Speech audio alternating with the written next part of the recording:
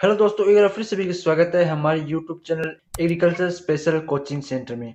जो आपको यहाँ पर से जो ऑनलाइन एग्रीकल्चर का जो भी क्लासेज होगी, जैसे जेट हो, आईसीआर हो, सीयूटी हो, या फिर आपका जो एग्रीकल्चर सुपरवाइजर हो, या फिर जो आपका एओडब्ल्यू एग्जाम, सभी का यहाँ पे अच्छे लेवल का एग्जाम में वो आपकी तैयारी करवाई जाएगी। तो यहाँ पर जो आप आज अपने जो क्रूसीफेरी है कुल है, उसकी जो फसल है सरसों, जो ऑयल ऑयल सीड क्रॉप है, उसका अपने सबसे पहले पढ़ेंगे। इंग्लिश में कहते हैं मस्टर्ड। तो रेपसीड के बारे में आप जानते हैं, सबका बोटनिकल नेम होता है वो होता है ब्रासिका कैम्पेस्ट्रिस। और जो सरसों होती है, इसकी जो फैमिली होती है वो होती है इसकी क्रूसीफेरी। अब बात कर लेते हैं इसके जो क्रोमोसोम नंबर है वो कितने होते हैं। तो क्रोमोसोम नंबर होते हैं वो इसके होते हैं 20। सरसों, भूरी सरसों के रंग के सरसों और टोंकियों को सामूहिक रूप से जो आपकी कई प्रकार की सरसों होती है, जैसे अपने बोलते हैं भूरे रंग की सरसों, पीले रंग की सरसों और तोरिया, इन सभी को मिला के क्या बोलते हैं, सभी को जो रेपसीड है या फिर सरसों बोलते हैं इनको, जिनका बोटानिकल नेम होता है वो ब्रेसिका कैम्पेस्ट्रिस होता है। ये आप चीजें समझते हैं कि ये रेपसीड है वो पर्टिकुलर एक वैरायटी को नहीं बोलते। जो पीली सरसों होती है, भूरी सरसों होती है और जो तोरिया होता है, इनको जो इन सभी को एक शब्द में बोलने के लिए क्या बोलते हैं, रेपसीड या फिर सरसों, जिनका बोटानिकल नेम होता है ब्रासिका कैम्पेस्ट्रिस। जिसमें चिकनी बीज कोट के साथ पीले भूरे बीज होते हैं, यानी जो पीले या भूरे रंग के बीज होते हैं उसके ऊपर क्या होता है, चिकनी परत होती है एक। अब बात कर लेते हैं इनकी कि कितने प्रकार की ये किस्में होती है। तो जो दो प्रकार की सरसों होती है, ब्राउन सरसों और पीली सरसों। जो ब्राउन सरसों होती है यानी भूरी सरसों, वो आपकी होती है ब्रासिका कैम्पेस्ट्रिस वैरायटी सरसों। इसका जो एक आपकी मैं वैरायटी बता देता हूँ, पूसा कल्याणी, जो भूरी सरसों है। अब पीली सरसों की बात कर लेते हैं अपने, तो पीली सरसों में है ब्रासिका कैम्पेस्ट्रिस होता है ये भी, क्योंकि ये भी रेपसीड है और वैरायटी सरसों है इसकी भी। और ये है बेनोए, इसकी जो एक पर्टिकुलर वैरायटी है वो है बेनोए। अब बात कर ले अपने सरसों की, जो पर्टिकुलर सरसों है, यानी अपने बात करने वाले यहाँ पर अपने जो भूरी सरसों है उसकी, या उसके जो अपने ब्रेसिका जुनसिया बोलते हैं, जिसका बोटनिकल नेम और परिवार क्रूसीफेरी है। ये सभी अलग अलग देखो, जैसे रेपसीड में तो वो आ गया था पीली सरसों, भूरी सरसों और तोरिया। इसके अलावा आपके जो राया, राहा और लहा बोलते हैं जिसको, वो जो अपने को भूरे रंग, जो काले रंग की सरसों होती है, जो अलग अपने नॉर्मली खेतों में बेचते हैं, जो अपने पीली सरसों या भूरी सरसों होती है वो बिल्कुल छोटी होती है। और राया लाहा होते हैं, वो उसके कंपैरिजन में छोटी होती है। रेपसीड होता है वो थोड़ा सा बड़ा बीज होता है, और सरसों होती है वो उससे थोड़ा और छोटा बीज होते हैं, जिसे अपने बोलते हैं राई बोलते हैं जैसे। लेकिन राई की अलग वैरायटी होती है, वो होती क्रूसीफेरी की होती है, लेकिन सरसों से और भी छोटा उसका बीज होता है। अब सरसों की बात कर लेते हैं। सरसों में बॉटनिकल नेम क्या होता है, ब्रेसिका जुनसिया, वही उसकी सेम फैमिली होती है कि क्रूसीफेरी। और इसका जो क्रोमोसोम नंबर होता है वो होता है इसका 36। और जो राया, मैंने अभी बताया इसको कि जो आपके राई होता है, राया लाहा बोलते हैं इसको, इनको एक साथ में एक वर्ड में बोले तो सरसों बोलते हैं, जिसकी बॉटनिकल नेम हो गया ब्रेसिका जुनसिया। जिसमें किसी बीज भी मतलब किसी न किसी बीज कोट के साथ भूरे और गहरे रंग के बीज का रंग होता है, यानी इसमें जो बीज कोट होता है वो भूरे या गहरे भूरे रंग का होता है। अब बात कर लेते हैं इसमें कि जो इसकी वैरायटीज है, कई बहुत इंपॉर्टेंट है। वैरायटीज कौन कौन सी है, किस प्रकार इनका डेवलपमेंट हुआ है, वो आप पूरी बात कर लेंगे अभी। तो अभी इसमें वैरायटी है वो पहली है आपकी क्रांति। कौन सी है, क्रांति। और इसके बाद अगली वैरायटी है वरुणा। कौन सी है, वरुणा, जिसे T59 भी बोलते हैं। अगली आपकी वैरायटी है रोहिणी। और अगली वैरायटी है आपकी पूसा बोल्ड। और अगली वैरायटी है आपकी लक्ष्मी आशीर्वाद। और अगली है वसुंधरा। और नेक्स्ट आप जो वैरायटी है वो बहुत इंपॉर्टेंट है आपके लिए, वो है पूसा जय किसान। पूसा जय किसान, जिसे बायो 902 भी बोलते हैं।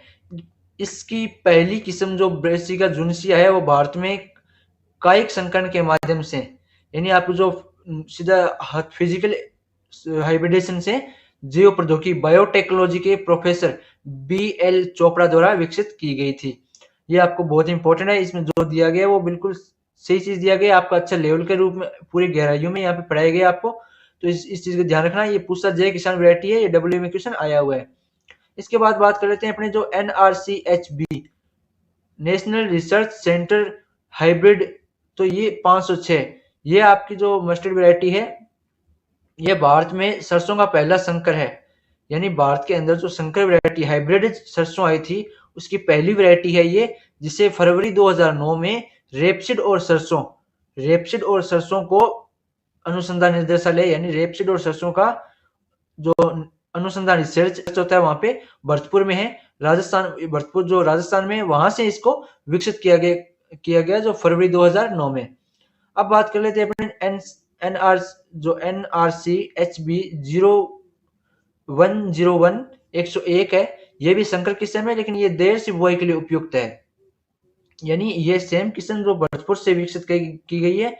और ये किस लिए आपको इंपॉर्टेंट है, तो ये इंपॉर्टेंट है आपके लिए जो संकर किस्म जो राजस्थान, मध्य प्रदेश, उत्तर प्रदेश, राजस्थान में सिंचित क्षेत्र है, उनमें क्या होता है, जो सरसों के जो आपकी कपास या जो आपका चावल होता है, उसके बाद जो लेट बुआई करते हैं अपने, उसके लिए उपयुक्त है।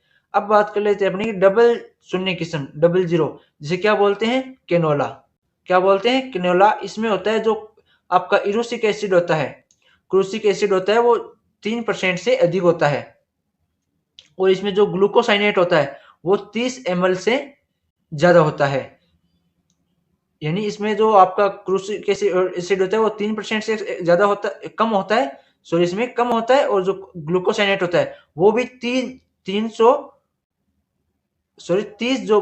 30 मोल प्रति ग्राम है, वो ग्लूकोसाइनेट है, वो 30 ग्राम से भी कम होता है। यानी इन दोनों को इसमें घटा के आपके लिए ये वैरायटी डेवलप की गई है।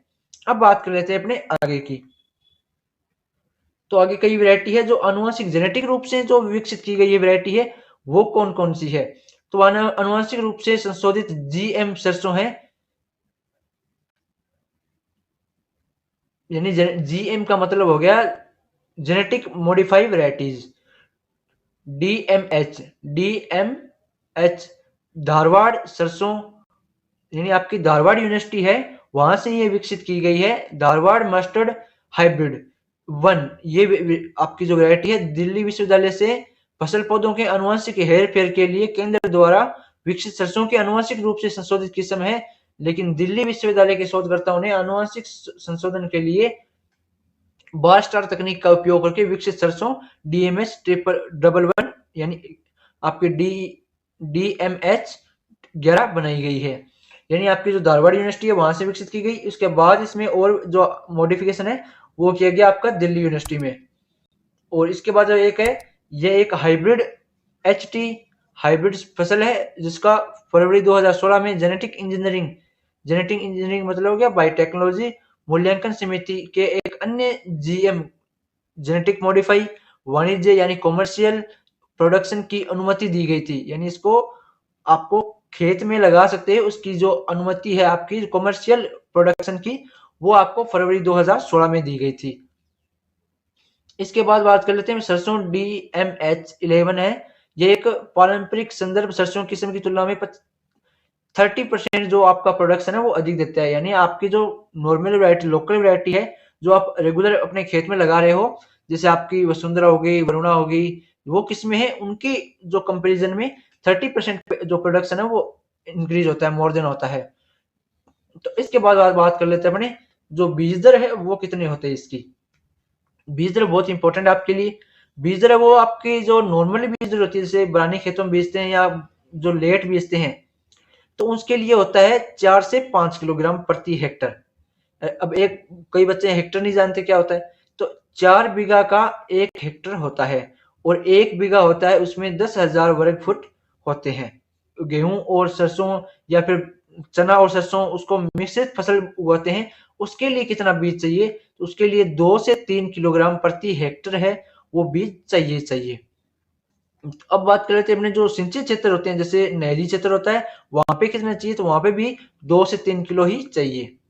अब आपके लिए बहुत ही एक आपका लिए जो ट्राइंगल है सरसों का, जिसे बोलते हैं मस्टर्ड ट्राइंगल, वो लेके हूँ आपके लिए मैं ये नोट्स में, तो आप ये जरूर समझ लीजिएगा, बहुत इंपॉर्टेंट मस्ट ये आपका ट्राइंगल है।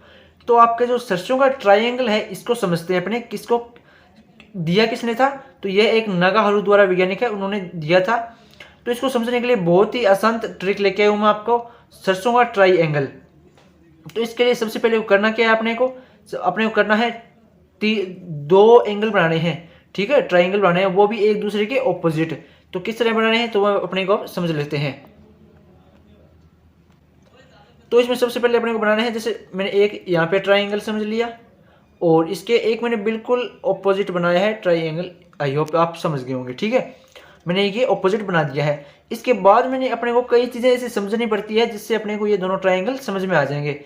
जैसे जैसे होता है ए का मतलब क्या होगा, बी का मतलब क्या होगा और सी का मतलब क्या होगा। तो अब इसमें बात कर लेते हैं अपने कि ए का मतलब क्या हो गया, बी का मतलब क्या हो गया, सी का मतलब क्या हो गया। तो ए का मतलब होगा यहाँ पर 10, बी का मतलब होगा 8 और सी का मतलब होगा यहाँ पर 9। ये चीज़ें आपको, अगर ये चीज़ें आपको क्लियर हो गई तो पूरा पूरा फंडा ही आपको क्लियर हो जाएगा। तो अब आपको क्या करना है, तो आपको करना है, देख लीजिए मैं बता देता हूँ आपको, ठीक है। तो अब आपको करना क्या है, तो सबसे पहले यहाँ पर लिखना है ए और ऊपर लिखना है आपको यहाँ पर बी और नीचे लिखना है यहाँ पर सी। ये तीन चीज़ें याद होगी और ये आपको, अगर ये तीन चीज़ें आपको याद हो गई तो इसके बाद आपका पूरा पूरा ही फंडा क्लियर हो जाएगा। इसके अलावा आपको ए बी सी तीन याद रख लिया, इसके अलावा आपको रखना है यहाँ पर सी एन और जी, तीन याद रखना है। क्या रखना है, सी एन जी। अब आपको उसको क्रोमोसोम नंबर वगैरह कुछ याद नहीं रखना पड़ेगा, क्रोमोसोम नंबर कुछ नहीं याद रखना पड़ेगा।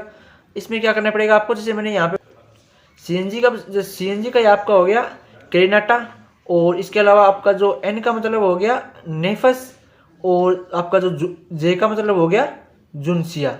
ये आपके तीनों हो गए। इसके अलावा आपका यहाँ पे आपका तीन चीज़ें और याद रखनी है आपको। ये जैसे आपको तीन याद होगी तो इनको क्रोमोसोम है वो आपको ऑटोमेटिक याद हो जाएंगे। वो किस तरह याद होंगे तो वो देख लीजिए। आपको ये चीज़ें आपको बता दी मैंने पहले ही, ठीक है। इसके अलावा जैसे आपको यहाँ पे याद रखना है CON, ठीक है। जैसे आपका CNG था यहाँ पे, वैसे आपको रखना है CON कौन, ठीक है। तो जैसे यहाँ पे C का हो गया आपका हो गया कंपेस्ट्रीज एन और O का होगा ओलेरेशिया और N का हो गया नाइग्रा। अब आपको इनको क्रोमोसोम नहीं याद रखना पड़ेगा बिल्कुल ही। आपको बाई चांस पूछ लिया कि कैरिनाटा का कितना होता है तो आपको पता है CNG, सी का आपको कहाँ पे आ रहा है तो आपको पता है कि यहाँ पे आ रहा है आपका, यहाँ पे बी था, यहाँ पे आपका सी, यहाँ पे आपका ए। तो कैरिनाटा आ रहा है बी और सी के बीच में। तो बी और सी का दोनों को आपको जोड़ना पड़ेगा। क्या, बी और सी को आपको जोड़ना क्या पड़ेगा, जो क्रोमोसोम नंबर है बी का कितना होता है 8 होता है, सी का कितना होता है 9 होता है। तो 8 और 9 कितने हो गए 17 हो गए। और वो क्या हो गए, खाली आपका जो बेसिक क्रोमोसोम है वो है, यानी आपका n इजिकल टू 17 है। आपके 2n इजिकल टू कितने हो गए 34 हो गए। वो आपको याद आसानी से याद रख सकते हैं। अब आपके जैसे यहाँ पे बी और सी का मतलब क्या हो रहा है, तो 2n यहाँ पे एक बी का मतलब हो गया 8, तो 2b का मतलब हो गया 16 और 1 एक सी का हो गया मतलब हो गया 9, तो 2c का मतलब डबल सी आ गए तो इसका मतलब हो गया 18। 17 आपका 16 और जो आपका 19 मिलेंगे तो कितने होंगे 34 हो जाएंगे। तो ये इस आपके पूरे जो आपकी पूरी टेबल है इसको समझने वाले हैं। इसका मैंने एक छोटा सा वीडियो और बनाया है, वो आपके यूट्यूब चैनल में जो चैनल पर जाके देख सकते हैं। मैंने बहुत अच्छा वीडियो बनाया है वहाँ पे, वो का ट्राइंगल पूरा। अभी तो ये क्लास जैसे लंबी हो जाएगी इसलिए मैंने आपको शॉर्ट में बताया है। अब अपने जो ट्राइंगल है मैंने ये बता दिया आपको। इसके अलावा अब बात करने वाले हैं अपने आगे। तो आगे जो बताया है मैंने, इसके अलावा देख लीजिए आगे इसमें बीज उपचार किस प्रकार करते हैं। तो बीज उपचार भी अपने देख लेते हैं। बीज उपचार होता है वो FIR तकनीक किस में करते हैं। तो FIR तकनीक क्या होती है पहले वो भी मैंने एक वीडियो बना रखा है यूट्यूब चैनल पर, वहाँ जाके देख सकते हैं FIR तकनीक किसे कहते हैं। तो उसमें क्या होता है कि जैसे F का मतलब फंगिसाइड, I का मतलब इंसेक्टिसाइड और FIR, R का मतलब होता है राइजोबियम, वो होता है अपने लेग्यूम फसलें होती है उसके अंदर डालते हैं। बीज उपचार है वो 2 ग्राम फंगिसाइड है। फंगिसाइड आप इसमें किस में भी ले सकते हैं, जैसे मैनकोजेब ले सकते हैं आप, कार्बनिज्म ले सकते हैं, थायरम ले सकते हैं, ठीक है, M45 ले सकते हैं। वो कोई से भी हो आपकी वो फंगिसाइड होनी चाहिए और 2 ग्राम होनी चाहिए, ठीक है। 2 से 3 ग्राम कोई चलता है, 2 से 3 ग्राम प्रति किलोग्राम बीज के हिसाब से। 1 किलो बीज है उसके 3 किलोग्राम दवाई ही चलेगा। और अब बात कर लेते हैं कि अपनी जो से तिलहनी फसलें होती है जैसे ऑयल सीड क्रॉप्स होती है, उसके अंदर सल्फर की क्यों नीड होती है, कि सल्फर की जो क्रॉप होती है जो ऑयल सीड क्रॉप्स होती है उसके अंदर सल्फर की नीड जो आपकी बहुत ज़्यादा होती है, तो वो क्यों होती है। तो सभी जो ऑयल सीड क्रॉप है उनके लिए सल्फर सबसे महत्वपूर्ण तत्व है। सल्फर सामग्री उर्वरक के माध्यम से सल्फर की आपूर्ति होती है।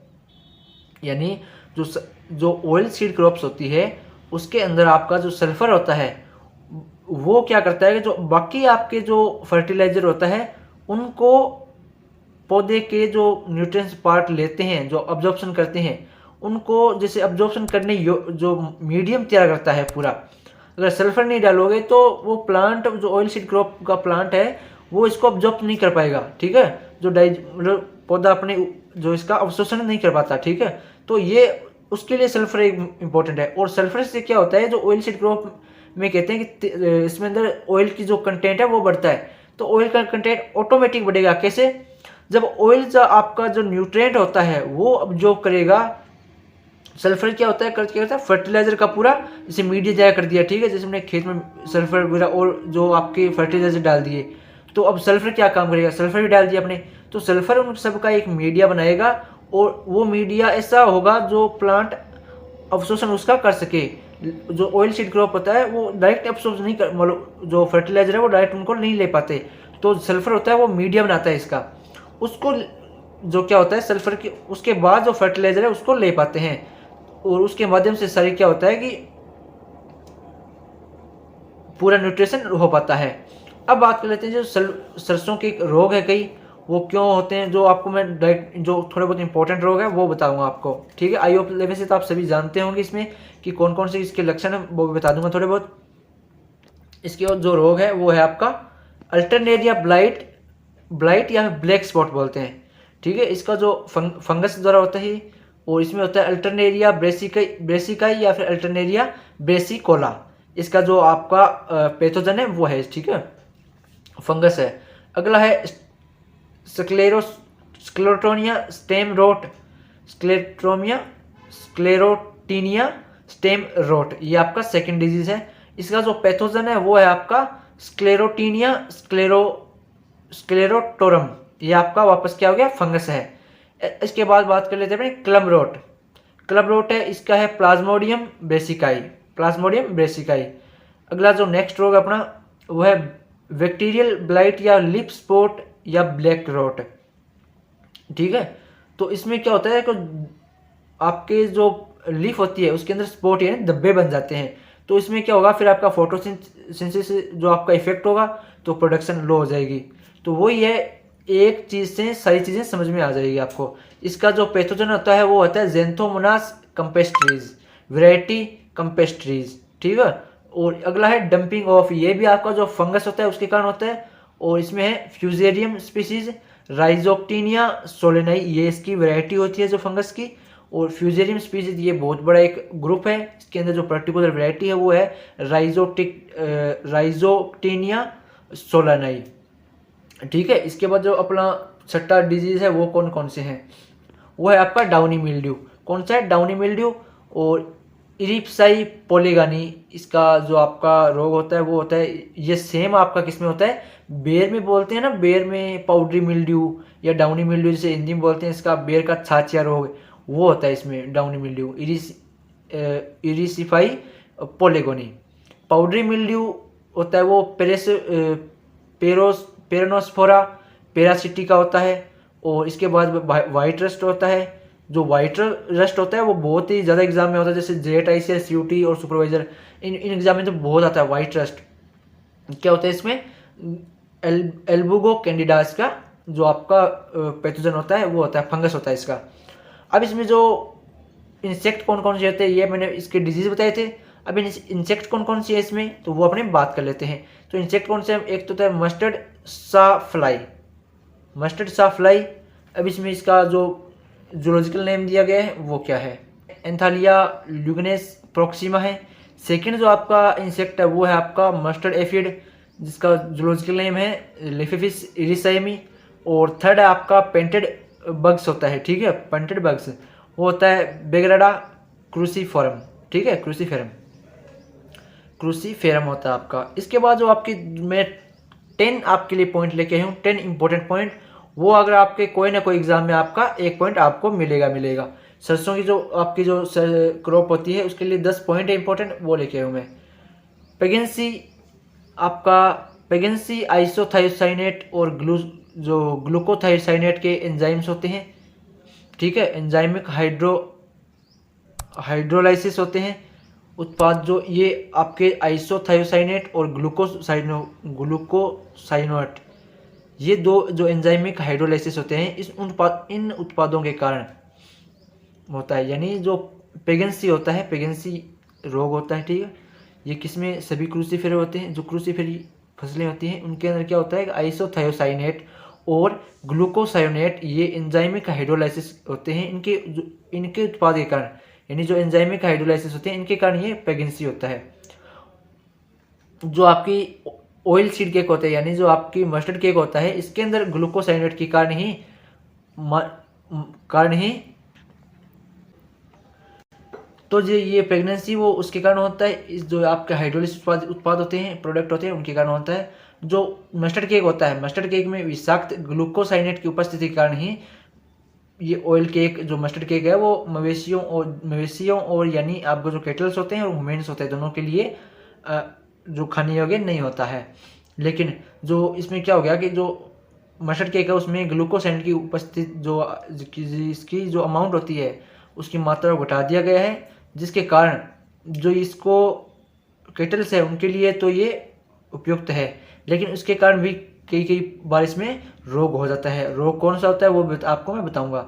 इसमें जो सरसों का हार्वेस्ट इंडेक्स होता है, SI बोलते हैं, वो 25% होता है, 25% होता है। और इसके केक, मैंने बोला ना मस्टर्ड केक में ग्लूकोसाइनेट की उपस्थिति के कारण ये अनुपयुक्त होता है। और इसके कारण गोइटर रोग भी होता है, जो इसमें केटल्स में होता है। ये क्या होते हैं कि जो नॉर्मली अपने जो तेल निकालते हैं, ठीक है, ऑयल सीड से जब तेल निकालते हैं जिसको जो केक बन जाता है, ठीक है, बाकी जो इसका प्रोडक्ट होता है उसे ऑयल जो केक बन जाता है, वो क्या होता है अपने केटल्स को डायरेक्ट खिला देते हैं। तो उसमें क्या होता है कि ग्लूकोसाइनेट के कारण उसमें गोइटर नामक का डिजीज हो जाता है उसमें, ठीक है। उसके बाद क्या हो गया कि इसमें जो आपके पशु होता है या केटल्स होता है उसमें उसके ग्रोथ में इफेक्ट होता है, उसकी हाइट कम बनती है। जो उसकी अब इसमें जो सरकार ने एक इसकी लिमिट बता दी है आपको कि इसमें सरकार ने 0.5 पर ही निर्धारित की गई है। यानी इसमें कहने का मतलब है कि आपको जो ऑयल केक के अंदर ग्लूकोसाइनेट की मात्रा है वो 0.5 से ऊपर नहीं होनी चाहिए, ये आपका डिसाइड कर दी गई। अब बात कर लेते हैं कि जो आपके जो ऑयल सीड है, ऑयल सीड में सरसों का विश्व में दूसरा स्थान है और भारत में मूंगफली के बाद महत्व सेकंड स्थान पे है सरसों का। और सरसों में तेल की मात्रा लगभग 30 से 35% होता है। और रेपसीड और सरसों में एवरेज लेके चलते हैं तो इसके अंदर 40 से 50% आपका जो इरूसिक एसिड होता है। तेल तो होता है इसमें 30 से 35%, और रेपसीड और सरसों के तेल में आपके तेल में इरूसिक एसिड पाया जाता है, ठीक है, जिसके कारण अपने को इसमें एक खुशबू सी आती है, वो इरूसिक एसिड के कारण आती है। 40 से 50% इरूसिक एसिड होता है। और इसका मैंने ये पहले बता दिया, इरूसिक एसिड जो आपका परिवार है वो क्रूसीफेरी है फैमिली। और पर्टिकुलर इसको फल पूछ ले, इसकी जो आपका जो मस्टर्ड होता है इसके फ्रूट को क्या कहते हैं, तो इसे सिलिकुआ कहते हैं। क्या कहते हैं? सिलिकुआ। सिलिका इसमें थोड़ा मिसप्रिंट किया गया है, इसमें सिलिकुआ होता है। और इसी के बाद ये मूल रूप ये क्या होता है, सेल्फ पॉलिनेशन क्रॉप होता है। तो मैंने ये आपको पूरी जो अच्छे लेवल तक बता दिया मैंने। इसमें बाकी कोई और भी चीज़ होगी तो मैं नेक्स्ट जो क्लास होगी उसमें बता दूंगा। अगर कोई डाउट हो इसमें, और इसमें अगर आपको एक्स्ट्रा कोई चीज़ आपको पता हो तो मुझे कमेंट करके बता देना, उसके बाद अपने बात नेक्स्ट क्लास में बात कर लेंगे। और जो ट्राइंगल है, FIR है, ऐसी जो नई टेक्निक होती है उसको जानने के लिए या ट्रिक्स जानने के लिए हमारे यूट्यूब चैनल है, उसको सब्सक्राइब कर लेना। तो मिलते हैं उसमें नई क्लास में। जय हिंद, जय भारत दोस्तों।